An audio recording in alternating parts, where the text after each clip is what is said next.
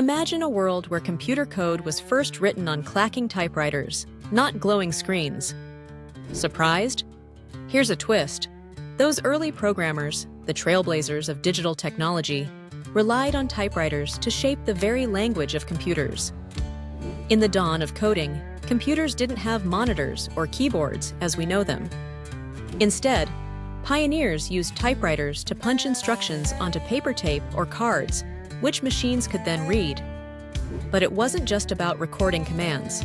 The rigid, mechanical design of typewriters influenced the look of code itself. Typewriters forced coders to use short commands, all uppercase letters, and strict formatting, habits that still echo in programming today. Even the iconic QWERTY layout, designed to prevent jams, became the default for computer keyboards.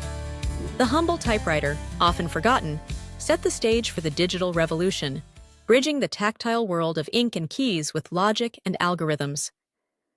Next time you type a line of code or send an email, remember, you're echoing a rhythm started by typewriter pioneers.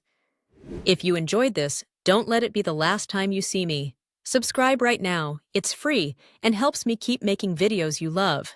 And while you're at it, hit that like button.